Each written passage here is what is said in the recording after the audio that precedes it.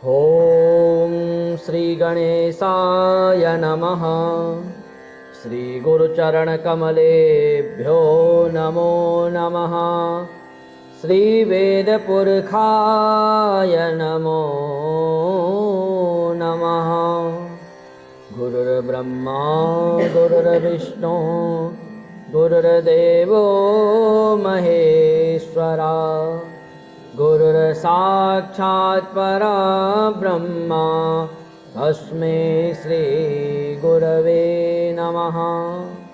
ध्यानमूलं गुरुर्मूर्ते पूजामूलं गुरुपद मन्त्रमूलं गुरुर्वाक्य मोक्षमूलं गुरुकृपा।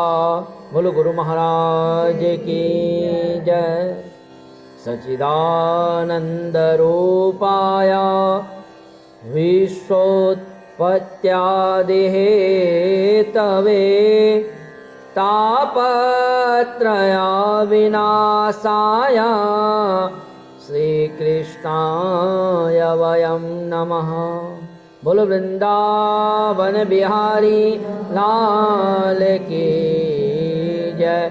बोलो गंगा मैया की जय। बोलो यमुना मैया की जय। बोलो सरस्वती मैया की जय। बोलो हरिद्वार धाम की जय। बोलो तुलसी मैया की जय।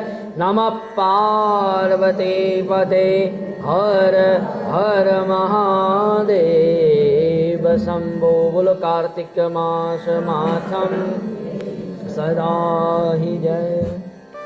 परम मंगलमय परम स्वरूप कृपालु दयालु भगवान बालमुकुंद भगवान वासुदेव के चरणारविंदों में नमन करते हुए परम पवित्र यह मास कार्तिक मास, जिसकी ब्रह्म वेला में संध्या वेला में बैठ करके भगवान नारायण के दिव्य चरित्रों का हम पान कर रहे हैं, दिव्य चरित्रों को श्रवण कर रहे हैं तथा उस सत्संगमयी वेला में अपने पापों की समाप्ति कर रहे हैं। तृतीय अध्याय के अंदर प्रवेश करते हैं। पूर्व अध्याय में बताया गया कि वही भक्त को किस प्रकार से क्या क्या सावधानियां रखनी चाहिए, व्रत पूजन उपवास में क्या क्या भोजन का भक्ष नहीं करना चाहिए, क्योंकि अन्न ही मन की उत्पत्ति पैदा करता है। जिस प्रकार का अन्न उस रस से वह मन की उत्पत्ति होती है। जिस प्रकार से हमारी रहनी सहनी उसी प्रकार से हमारी जीवनी चलती है। तो पूर्व अध्याय में बताया गया किस किस प्रकार से क्या क्या किस प्रकार से अपने जीवन को यापन करना चाहिए। अग्रिम में नारद जी पूछते हैं कि महाराज, वह सब विधि विधान तो आपने हमें श्रवण करवाया है, पर हे पितामह आप कृपा करके उत्तम देवता का पूजन बताने की कृपा करें कि सबसे उत्तम देवता कौन है, किस प्रकार से उसका पूजन करना चाहिए, किस प्रकार से उसका विधान होता है, ये सब हमें बताइए। ब्रह्मा जी प्रसन्न हो गए। क्यों प्रसन्न हुए? क्योंकि ब्रह्मा जी स्वयं भगवान के भक्त हैं, भगवान के अर्चन बंदन में लगे रहते हैं। तो ब्रह्मा जी कहने लगे, भाई नारद जी, मैं तो एक ही देवता को सर्वोपरि समझता हूँ, वो है नारायण, और नारायण का मुख्य स्वरूप है शालिग्राम।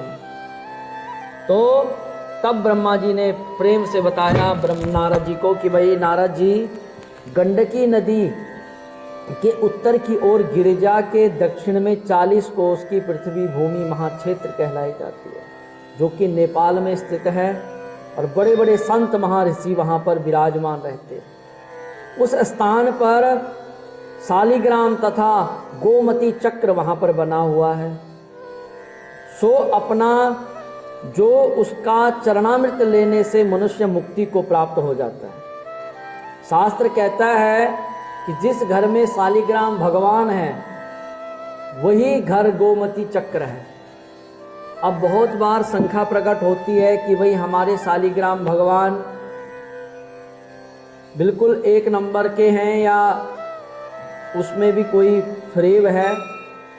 तो शास्त्र कहता है कि भाई किसी भी स्वरूप को परमात्मा के स्वरूप समझ करके पूजन कर लिया जाए तो भगवान उसी स्वरूप में दर्शन देते हैं।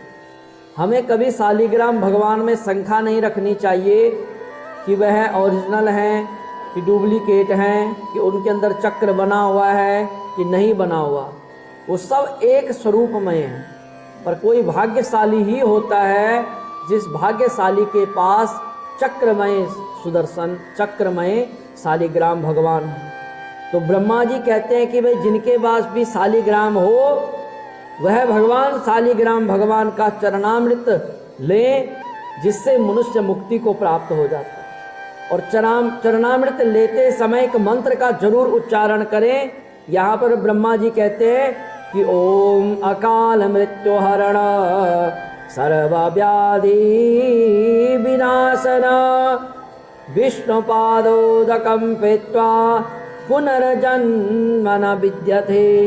भाई जब भी शालिग्राम भगवान का चरणामृत लें तो कहें कि हे शालिग्राम भगवान, आप अकाल मृत्यु का हरण करने वाले हो, सर्व व्याधियों का विनाश करने वाले हो, और विष्णुपादोदकं पीत्वा।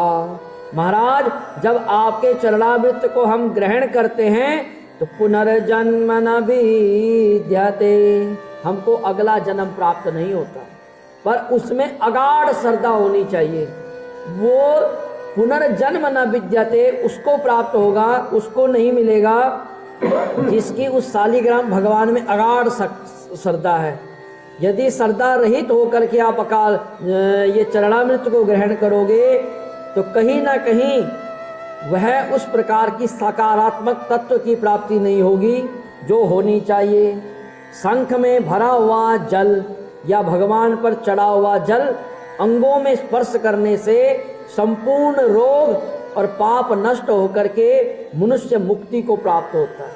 कभी भी घर के अंदर, मैंने कल भी कहा कि यदि शालिग्राम भगवान या शंख आपके घर में है तो रात्रि समय पर शंख में जल भर करके जरूर रखें। किसी को उदर विकार है, पेट में विकार है, बहुत गंभीर बीमारियां हैं, तो शंख के जल में इतनी क्षमता होती है कि वो उदर विकार को समाप्त कर सकता है, पेट में जो भी दिक्कतें उनको समाप्त कर सकता है।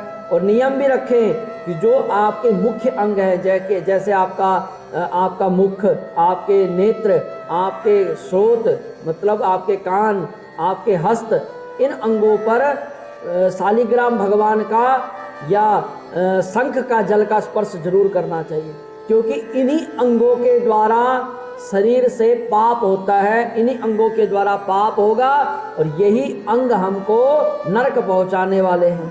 परंतु इन संपूर्ण अंगों पर यदि भगवान के जल का स्पर्श हो जाए तो लिखा हुआ इसमें स्पष्ट कि मनुष्य मुक्ति को प्राप्त कर लेता है। मतलब इनसे यदि पाप नहीं होगा तो इंसान मुक्ति को प्राप्त हो जाएगा। जिस गोमती चक्र में एक चक्र हो उसको सुदर्शन कहते हैं। जिस शालिग्राम भगवान में यदि एक चक्र बना हो तो उसको सुदर्शन चक्र कहते हैं। जिसमें 2 चक्र हो वह नारायण स्वरूप है, जिसमें 3 चक्र हो उसे अच्युत कहा गया है, और जिसमें 4 चक्र हो उसे जनार्दन भगवान कहा गया। जिसमें 5 चक्र हो उसमें वासुदेव, और जिसमें 6 चक्र हो उसमें प्रद्युम्न, 7 चक्र वाले को संकर्षण, 8 चक्र वाले को नलकूबर, 9 चक्र वाले को व्यूह और 10 चक्र वाले को दशावतार। इन सब के दर्शन करते ही मनुष्य मोक्ष को प्राप्त हो जाता है।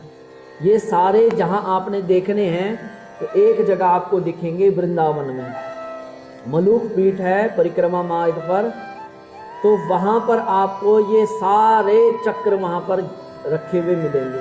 कभी भी परिक्रमा करो तो मलूक पीठ पड़ता है बीच में, तो वहाँ पर 1.25 लाख शालिग्राम भगवान है। यदि कभी आप उस आश्रम में गए हो तो 1.25 लाख शालिग्राम हैं, और पूरे शालिग्राम के बाहर नाग देवता चांदी के बने हुए हैं। तो वहाँ पर अनेक ऋषियों के सिद्ध किए हुए, अनेक ऋषियों की तपस्या किए हुए जितने भी शालिग्राम हैं वह सब शालिग्राम भगवान का वहाँ पर दर्शन होता है। बोलो शालिग्राम भगवान की जय। तो इन सबका दर्शन करके मनुष्य मोक्ष को प्राप्त होता है। और जो भगवान के सम्मुख वीणा बंसी बजाता है और गायन करके स्वयं सुनाता है, वह स्वयं भगवान को प्राप्त हो जाता है। जो भगवान के आगे मृदंग आदि बजाता है, भगवान उसको सर्वप्रिय भक्त समझते हैं। और जो भगवान के सम्मुख नित्य श्रद्धा से धूप दीप प्रज्वलित करता है, वह कभी नरकगामी नहीं होता। बोल वृंदावन बिहारी लाल की। इसलिए शास्त्रों में लिखा गया है, अध्याय छोटा है इसलिए इसको थोड़ा बढ़ा के बोलना पड़ रहा है। इसलिए शास्त्रों में लिखा गया है, चाहे भी कोई भी पुराण लो, चाहे कोई भी भागवत लो, चाहे शिव पुराण लो, पर उसमें स्पष्ट लिखा गया है कि भाई कली कीर्तन संकरात, यदि कलयुग में सत्कीर्तन और सत्संग हो, उससे भगवान अत्यधिक रीझ जाते हैं।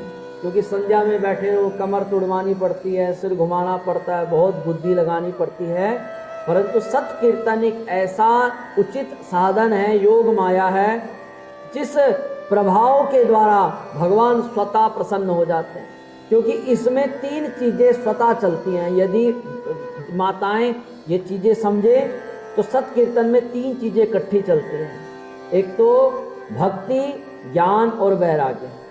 बिना भक्ति के सत्कीर्तन नहीं होगा, बिना ज्ञान के, बिना भजनों के ज्ञान के सत्संग नहीं हो पाएगा, और जब तक वैराग्य नहीं होगा तब तक उस कीर्तन का फल भी हमको प्राप्त नहीं होगा। अब एक माता का ध्यान है दूसरी माता पे कि जब वो आएगी तब जाकर के सत्कीर्तन होगा, तो उसका पूर्ण फल नहीं मिलेगा। जब बैठ गए तो बैठ गए बस। ओम नमो भगवते वासुदेवाय, ओम नमो भगवते वासुदेवाय, ओम नमो भगवते वासुदेवाय, ओम नमो भगवते वासुदेवाय। तो इस प्रकार से जब बैठे हुए हो तो पूर्ण समर्पण भगवान में समर्पण करके अपने मन को भगवान में रमाना चाहिए। और ये नहीं सोचना कि हमने किसी को सुनाना। भगवान नारायण के चरणार बिंदों में, भगवान के कर्ण पटुओं में हमारा भजन जाए, जिससे भगवान रीझ जाए और प्रसन्न हो जाते हैं। तो पूजन चाहे मंत्रों द्वारा हो या ना हो, चाहे क्रियाहीन हो, परंतु श्रद्धा सच्ची होनी चाहिए। अस्तु श्रद्धा निष्ठा से किया गया व्रत पूजन ही संपूर्ण फलदायी होता है। यदि उसमें रंच मात्र भी श्रद्धा नहीं है तो वह पूजन में कोई ना कोई कसाईपन जरूर आ जाता है। इसलिए यहाँ पर ब्रह्मा जी कह रहे हैं कि नारद जी, चाहे एक ज्योत भी जलाओ, चाहे भगवान का नाम उच्चारण भी करो, चाहे नारायण, अच्युत, केशव, माधव, कोई भी नाम का उच्चारण करो, पर इतने प्यार से करो कि आपके मन के अंदर वह नाम गुंजन होने लग जाए। कहते हैं कि भाई ऐसे तो हजारों दिन तक हजारों नाम का उच्चारण करो तब भी मोक्ष प्राप्त नहीं हो सकता, पर एक नाम बड़ी श्रद्धा भक्ति से लिया जाए, एक नाम बड़े श्रद्धानुकूल, अनुकूल, प्रतिकूल अवस्था में लिया जाए, तो उसका फल हमको अनेकों बार प्राप्त होता है। बोल वृंदावन बिहारी लाल की जय। इसलिए पूरे अध्याय में घूमकर एक ही बात अच्छी लगी कि चाहे जिस प्रकार भी हो, पर प्रभु के मंदिर में बैठ करके सत कीर्तन आदि जरूर करना चाहिए, भगवान का नाम उच्चारण करना चाहिए। देखो कथा से ज़्यादा, कथा तो सुन ही रहे हैं क्योंकि कथा में भगवान का नाम चरित्र है, पर उससे भी ज़्यादा जो प्रभाव है वह है सत कीर्तन का। भगवान के लिए पूरा अंग प्रत्यंग लगा देना, हाथ भी चलेंगे, मुंह भी चलेगा, कान भी चलेंगे, आंख भी चलेंगे। अब इसमें तो सिर्फ कान चल रहे हैं, पर पूरे शरीर की जो सेवा लगेगी वो कीर्तन आदि में लगेगी। इसलिए कीर्तन में समय पर पहुंचो और तब जाकर के भगवान का नाम सुमिरन, भगवान के चरित्रों का पान करो, तो उसका ज़्यादा पुण्य हमें प्राप्त होगा। बोल वृंदावन बिहारी लाल की जय। श्री कृष्ण गोविंद हरे मुरारे,